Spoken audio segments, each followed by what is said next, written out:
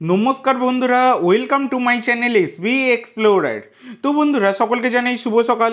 তো প্রথমেই যে আপডেটটা দিয়ে শুরু করতে চলেছি সেটা হচ্ছে, আজকে তোমরা সকলেই জানো আমাদের জাতীয় দলের ম্যাচ রয়েছে মালদ্বীপের সাথে। তো এটা কিন্তু ভারত একটা ফ্রেন্ডলি ম্যাচ খেলতে চলেছে। আজকে সন্ধ্যাবেলা 7টা থেকে এই ম্যাচটা কিন্তু হতে চলেছে এবং এই ম্যাচের ফ্রি লাইভ লিঙ্ক আমি অবশ্যই শেয়ার করব। তো টিভিতে স্টার স্পোর্টস 3 আর মোবাইলে জিও হটস্টারে দেখানো হবে। এছাড়া ফ্রি লাইভ লিঙ্ক আমি আগের ভিডিওতেও তোমাদেরকে জানিয়ে দিয়েছি, আমি অবশ্যই শেয়ার করব।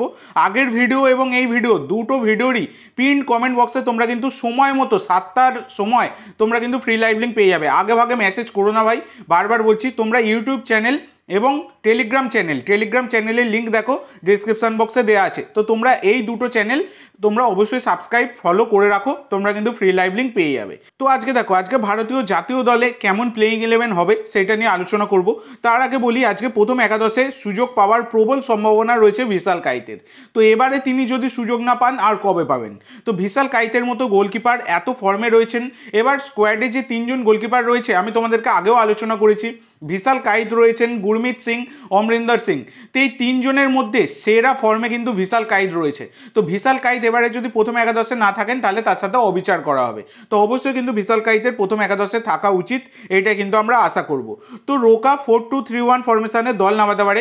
গোলকিপার ভিশাল কাইত, 4জন ডিফেন্ডার, রাইট ব্যাকে বরিস বা রাহুল বেকে, লেফট ব্যাকে সুভাশিস, সেন্টার ব্যাকে সন্দেশ এবং সানা বা মেহতাব, 2জন ডিফেন্সিভ মিডফিল্ডার আপুয়া এবং সুরেশ সিং বা জিকসন সিং, 3জন অ্যাটাকিং মিডফিল্ডার, রাইট মিডফিল্ডে ইরফান, লেফট মিডফিল্ডে লিস্টন, সেন্টার অ্যাটাকিং মিডফিল্ডে ব্র্যান্ডন ফার্নান্ডেস, 1জন ফরওয়ার্ডস মনবীর সিং বা সুনীল ছেত্রী। তো দেখো, সুনীল ছেত্রীর আজকে প্রথম একাদশের সুযোগ পাওয়ার সম্ভাবনা কম, যেটা রোকা ইঙ্গিত দিয়েছেন। তো সেক্ষেত্রে তিনি সাবস্টিটিউট হিসাবে নামতে পারেন, এই হচ্ছে ব্যাপার। এবার ব্যাপার হচ্ছে, রোকা সুনীল ছেত্রীকে নিয়ে বেশ বিস্ফোরক মন্তব্য করেছেন।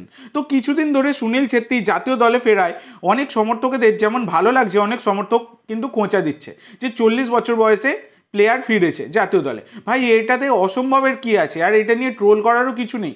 প্লেয়ারটি ফর্মে রয়েছে, তাহলে তিনি জাতীয় দলে কেন খেলবেন না?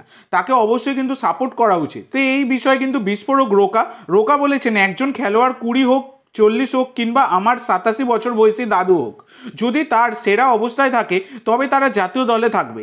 জাতীয় দল নতুন খেলোয়াড় গড়ার জায়গা নয়, এখানে প্রস্তুত খেলোয়াড়দেরই আসতে হয়। এইটা কিন্তু জানিয়ে দিয়েছেন রোকা। একটা বিস্ফোরক মন্তব্য করেছেন এবং কার্যত এই মন্তব্যটা ঠিক বলেই মনে হয়। তো তোমাদের কি মনে হয় এই বিষয়টা নিয়ে অবশ্যই সকলে কমেন্ট করে জানাতে ভুলো না। তো পরবর্তী আপডেটে যাওয়ার আগে তোমাদের সকলের কাছে আমার একটাই অনুরোধ, যারা যারা চ্যানেলে প্রথমবার এসেছো অবশ্যই সকলে একটা করে সাবস্ক্রাইব করে দিও। তোমরা সাবস্ক্রাইব করে রাখলে পরবর্তী ভিডিও বানানোর মোটিভেশন অনেক বাড়ে। সেক্ষেত্রে অবশ্যই সকলে একটা করে সাবস্ক্রাইব করে রাখতে ভুলো না। তো পরবর্তী যে আপডেটটা তোমাদের সাথে শেয়ার করতে চলেছি সেটা হচ্ছে অ্যান্টোনিও লোপেজ হাবাসকে নিয়ে। তো অ্যান্টোনিও লোপেজ হাবাস বর্তমানে আই লিগের ক্লাব ইন্টার কাশি দলের হেড কোচ হিসাবে যুক্ত রয়েছেন। তবে বর্তমানে দাঁড়িয়ে একটা বড় খবর কিন্তু বেরিয়ে আসছে। তো বিভিন্ন জায়গা থেকে দাবি করা হচ্ছে, মানে বেশ কিছু বড় জায়গা থেকেই দাবি করা হচ্ছে, অ্যান্টোনিও লোপেজ হাবাস তিনি কিন্তু আগামী মরশুমে কেরালা ব্লাস্টার এফসির হেড কোচের পদ পেতে পারেন। তো সেই রকমই কিন্তু খবর পাওয়া যাচ্ছে। তো ব্যাপারটা হচ্ছে, আনন্দবাজার পত্রিকার সাংবাদিক শুভজিৎ মজুমদার তিনিও কিন্তু একটা পোস্ট করেছেন টুইটারে। এবার সেইখান থেকেও অনেকটাই জল্পনা এবং বিভিন্ন জায়গা থেকে কিন্তু দাবি করা হচ্ছে যে কেরালা ব্লাস্টার এফসির আগামী মরশুমের জন্য হেড কোচ হতে চলেছেন এই অ্যান্টোনিও লোপেজ হাবাস, যেটা কিন্তু একটা বিশাল বড় খবর বর্তমানে দাঁড়িয়ে বলা যায়। এবার অফিসিয়াল আপডেট এলে আমি তোমাদের সাথে শেয়ার করে দেবো যে অ্যান্টোনিও লোপেজ হাবাস তিনি কেরালা ব্লাস্টার এফসির হেড কোচ হচ্ছেন কিনা। তবে এইটা খবর পাওয়া যাচ্ছে, সেই কারণে আমি তোমাদের সাথে শেয়ার করে দিলাম। এর পরের যে আপডেটটা তোমাদেরকে দেবো সেটা হচ্ছে, তোমাদেরকে আগে জানিয়েছিলাম যে মোহনবাগান তারা কিন্তু সৌদি প্রো লিগ থেকে 1 থেকে 4 নম্বর টেবিলের মধ্যে রয়েছেন, টেবিলে 1 থেকে 4 নম্বর পজিশানে রয়েছে এই রকম দল থেকে কোনো প্লেয়ার কিন্তু নিতে চাইছে। তো অনেক প্লেয়ারের নামই কিন্তু বেরিয়ে এসেছিল। তো বর্তমানে কিন্তু একজন প্লেয়ারের নাম শোনা যাচ্ছে, যার নাম হচ্ছে মোহাম্মদ কান্নু। তো মোহাম্মদ কান্নু হচ্ছেন একজন 30 বছর বয়সী সৌদি আরবিয়ার সেন্টার মিডফিল্ডের পাশাপাশি তিনি কিন্তু অ্যাটাকিং মিডফিল্ডার, ডিফেন্সিভ মিডফিল্ডে খেলতে পারেন। মার্কেট ভ্যালু 7.2 কোটি টাকা। বর্তমানে তিনি আল হিলালে খেলছেন এবং আল হিলালের সাথে তার কিন্তু এই 2025-এর 30শে জুন অবধি চুক্তি রয়েছে। তো প্লেয়ারটি কিন্তু কোয়ালিটি প্লেয়ার। তিনি সৌদি আরবিয়ার জাতীয় দলের হয়ে 60খানা ম্যাচ খেলেছেন, যেখানে 5টা গোল অবধি তার রয়েছে। 2018-এর বিশ্বকাপ, 2022 বিশ্বকাপেও তিনি কিন্তু সৌদি আরবিয়ার জাতীয় দলের অংশ ছিলেন। তো কোয়ালিটি প্লেয়ার, তোমরা যদি দেখো প্লেয়ারটি কিন্তু কোয়ালিটি প্লেয়ার। আল হিলালে খেলছেন আর কোয়ালিটি থাকবে না, সেটা কি হতে পারে? তো কোয়ালিটি প্লেয়ার। তো এই মোহাম্মদ কান্নু, তাকে কিন্তু মানে টার্গেট করে রেখেছে মোহনবাগান, এইরকমই কিন্তু খবর পাওয়া যাচ্ছে।